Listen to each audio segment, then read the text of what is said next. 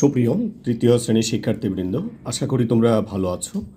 যে যেখান থেকেই আজকের এই ভিডিওটি দেখছো সবাইকে স্বাগত জানাচ্ছি আমার শেখার গণিতের পক্ষ থেকে। আজকে আমরা তোমাদের পরিমাপের অধ্যায় 11 যেটা আছে গণিত বইয়ের, সেটা পরিমাপের এখান থেকে আমরা আজকে ওজন সম্পর্কে কথা বলবো। এর আগে আমরা পরিমাপের দৈর্ঘ্য সম্পর্কে কথা বলেছি। এই ভিডিওগুলো যদি তোমরা মিস করতে না চাও বা এটা দেখে আসতে চাও, অবশ্যই এখন উপরে ডান পাশে একটা লিঙ্ক আছে, সেখানে ক্লিক করলে দেখে নিতে পারবে। তো আজকে আমরা যেটা নিয়ে কথা বলবো সেটা হচ্ছে ওজন। এখন ওজন জিনিসটা কি সেটা আমাদের আগে একটু বুঝতে হবে। ওজন হচ্ছে আমরা যেটাকে আমরা প্রাথমিকভাবে যেটাকে বুঝি ভারী, কোনটা ভারী কোনটা মানে হালকা। আমার হাতে দুইটা জিনিস তোমরা দেখতে পাচ্ছ, একটা হচ্ছে কলম আর একটা হচ্ছে এই কাগজের টুকরোটু। এখন এই কাগজের টুকরোটুকু ভারী হবে নাকি এটা ভারী হবে? তখন আমরা বলবো কি কলমটি ভারী হবে। কেন ভারী হবে? কারণ সেটার ওজন বেশি আছে আর সেটার ওজন হচ্ছে কম আছে। তাহলে কেন এটার ওজন বেশি? কারণ এটার মধ্যে যে পদার্থটুকু আছে সেটার ঘনত্ব এবং পরিমাণে বেশি আছে, সেটার ওজন আছে। তাইলে ওজন বলতে আমরা কি বুঝতে পারলাম?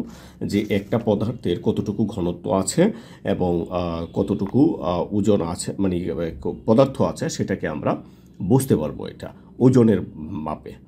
তো এখানে যে বিষয়টি তোমরা দেখতে পাচ্ছ সেটা হচ্ছে কি ওজন। তরমুজের মতো ভারী জিনিস কি ওজন করব? কিভাবে ওজন করব? আমরা মানে আগের যে ক্লাসটা দেখেছি সেখানে আমরা দৈর্ঘ্য সেন্টিমিটারে, মিটারে, কিলোমিটারে আমরা প্রকাশ করেছি, তাই না? তো এখন আমরা যদি তরমুজটাকে মাপতে যাই, তরমুজটাকে কি আমরা বলতে পারবো যে 1 কিলোমিটার বা 1 সেন্টিমিটার? এটা বলা যাবে না। তাহলে এটাকে আমরা কিভাবে বলবো? অথবা যদি আমরা যে ভাত রান্না করে, আমার মা ভাত রান্না করে, তো এই চাউল যেটা আছে সেটা বাজার থেকে আমি কিন্তু এক ফুট বা 1 কিলোমিটার বা 1 সেন্টিমিটার ওইভাবে কিনে নিয়ে আসতে পারবো না। তো চাউলটা যখন আনতে যায় তখন আমাকে কেজি হিসাবে বলতে হয়। তো এখানে তরমুজটা যখন আমরা ওজন করব, তাহলে এটা কি ভারী? বা এখানে বলছে দেখো, ফলটি খুব ভারী, বড় ও ভারী। এটিকে কিভাবে আমরা ওজন করব? তারপর এখানে দেখো বলছে আমরা ওজন পরিমাপক যন্ত্র ব্যবহার করতে পারি। দ্বিতীয় শ্রেণীতে আমরা শিখেছি বস্তুর ওজন পরিমাপ করতে দাঁড়িপাল্লা বা ডিজিটাল মাপনী তোমরা ব্যবহার আমরা করেছি। আমরা যদি দোকানে যাই তখন দোকানে আমরা দেখতে পাই, আমরা বর্তমানে এরকম একটা স্কেল আছে, এরকম, এটা বেশি প্রচলিত এখন, তাই না? এটা ডিজিটাল, হ্যাঁ, এটা ডিজিটাল।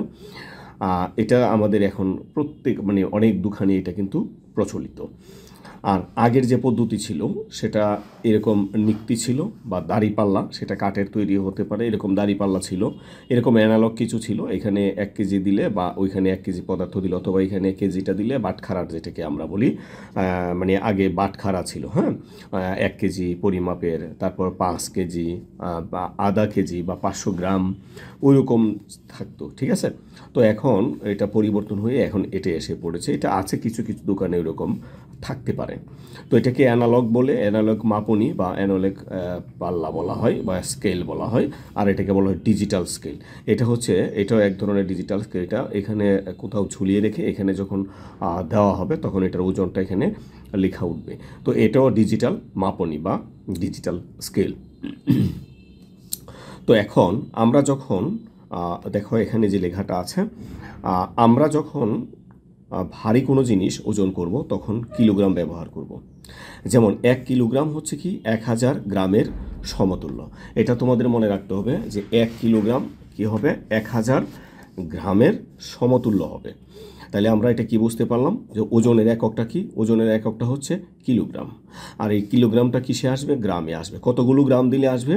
1000 গ্রাম দিলে 1 কিলোগ্রাম আসবে। তাহলে আমরা এখন যেটা শিখতে পেলাম সেটা কি পেলাম? যে 1 কেজি বা 1 কিলোগ্রাম সমান 1000 গ্রাম। তো চলো 1 কেজি পরিমাণ বালি একটি ব্যাগে ভরি এবং এর ওজন কেমন হয় তা বোঝার চেষ্টা করি। এখানে দেখো, এখানে যে তোমাদের যেটি দেওয়া আছে, আমার মনে হচ্ছে এখানে 1 কেজি বালি ভরা হয়ে গেছে। এখানে বালিটা ভরলো, এটা কিন্তু আনুমানিক। এটা কি আনুমানিক? এটা কিন্তু 1 কেজি নাও হতে পারে। তুমি যখন একটা বস্তায় বা একটা ব্যাগে নিবা পালে সেটা কিন্তু 1 কেজি নাও হতে পারে, এটা আনুমানিক যে এতটুকু 1 কেজি হতে পারে। আচ্ছা, তাহলে এখানে এই মাপনিতে, এটা কিন্তু অ্যানালগ মাপনি, এই মাপনিতে দেওয়া হয়েছে।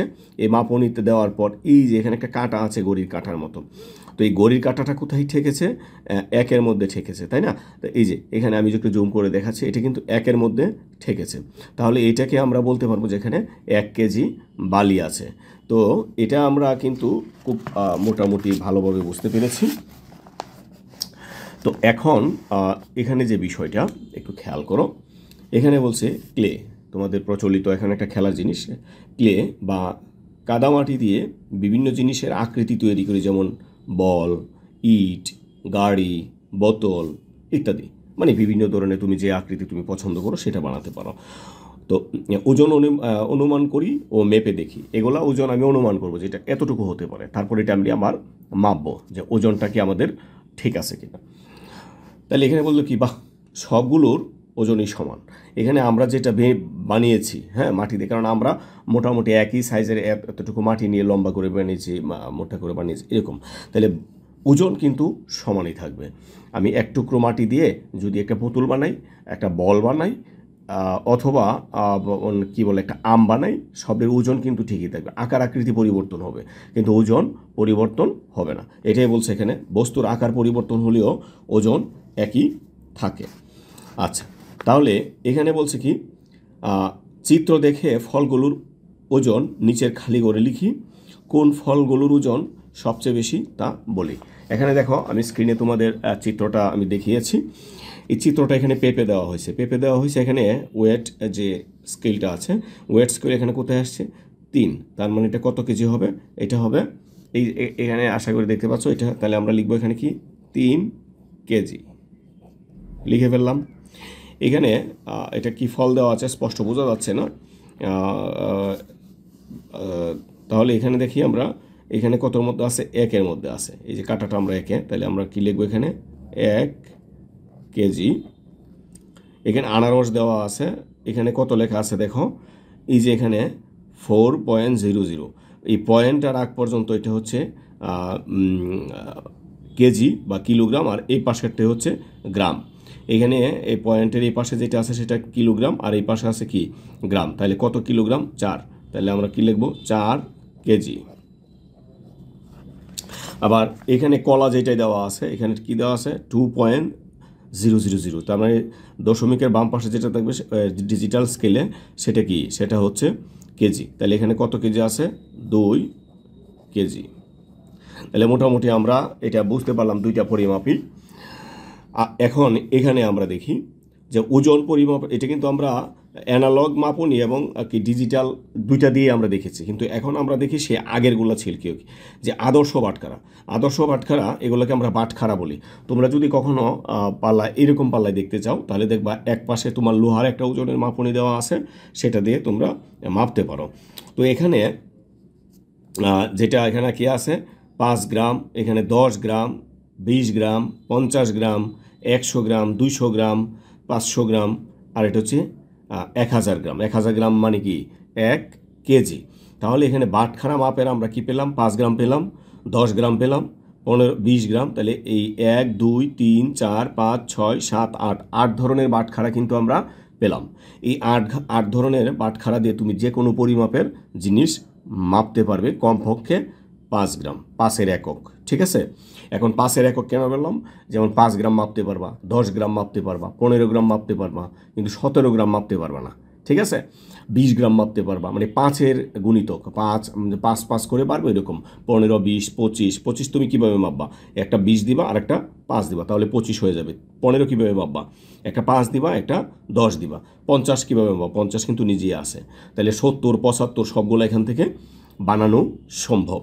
তো এই বাটখারাগুলো মনে রাখবা, আর এগুলো এক্সচেঞ্জ করে পরিবর্তন করে করে তোমরা বিভিন্ন মাপা শিখবা। এখন যদি বলে তোমাদেরকে 75 গ্রাম দেওয়ার জন্য, 75 গ্রাম কী করবে? একটা 50 গ্রাম, একটা 20 গ্রাম, আর একটা হচ্ছে কি 5 গ্রাম। এখন যদি বলে 125 গ্রাম দেওয়ার জন্য, তাহলে 100 গ্রামের একটা দিবা, 20 গ্রামের একটা, 5 গ্রামের একটা। ঠিক আছে, যদি বলে 1.5 কেজি মানে 1 কেজি আর আধা কেজি, তাহলে কি করবা? একটা 1 কেজির একটা আধা কেজি মানে 500 গ্রামের একটা। তো এইগুলা আমাদের ইয়েতে ছিল আমাদের এই পর্যন্ত ছিল। তো আজকে এখন দেখো 116 নং পৃষ্ঠাটা। 116 নং পৃষ্ঠায় কী আছে আমরা একটু দেখি। বলছে 650 গ্রাম ওজনের কোনো জিনিস আদর্শ বাটখারা দিয়ে ওজন করার জন্য কোন বাটখারা ব্যবহার করব। তাহলে 650 গ্রাম যদি আমরা ব্যবহার করি, 650 গ্রাম আমরা ব্যবহার করলে আমরা কি করব, একটা 500 গ্রামের নিব, একটা 500 গ্রাম। তাহলে আর কোন লাগবে, আর একটা আমরা 100 গ্রাম নিব। তাহলে কত গ্রাম হলো, তাহলে হলো 500 আর 100 600 গ্রাম। তাহলে আমার লাগবে কত, 650। তাহলে আর একটা কত নিব, আর একটা 50 গ্রাম নিব। তাহলে কয় ধরনের বাটখারার প্রয়োজন হলো আমার এখানে হচ্ছে 3 ধরনের বাটখারার প্রয়োজন। এটা কিন্তু আরোভাবে বানানো যায়, আরোভাবে বানানো যায়। তুমি 50কে 20 10 দিতে পারো, এইভাবে বানানো যায়। তবে আমরা সর্বোচ্চ বড়টা যেটা সেটা ব্যবহার করার চেষ্টা করব। তাহলে আমরা 650কে আমরা কী করতে পারি, আধা কেজি একটা বা 500 গ্রাম একটা, 100 গ্রাম একটা, তারপর 50 গ্রাম একটা, ওইভাবে এটা দেওয়া যায়। তো এখানে দেখো কী করেছে, এই যে যেটা এখানে আছে, যে 500 গ্রাম 100 গ্রাম 50 গ্রাম ওইভাবে দেওয়া আছে, মোট 650 গ্রাম হলো। আবার এখানে যেটা করেছে দেখো, এখানে কিভাবে করেছে, এটা করেছে হচ্ছে এখানে 500 গ্রামের দুইটা দিয়ে দেওয়া হয়, মানে 500 গ্রাম একটা, আর হচ্ছে আমি এখানে দেখাচ্ছি, এখানে একটা 500 গ্রাম দিয়েছে আর একটা 200 গ্রাম দিয়েছে। তাহলে কত গ্রাম হলো, 500 গ্রাম আর 200 গ্রাম দেওয়াতে এটা কত গ্রাম হলো, 700 গ্রাম। কিন্তু আমার তো প্রয়োজন কত ছিল, 650 গ্রাম।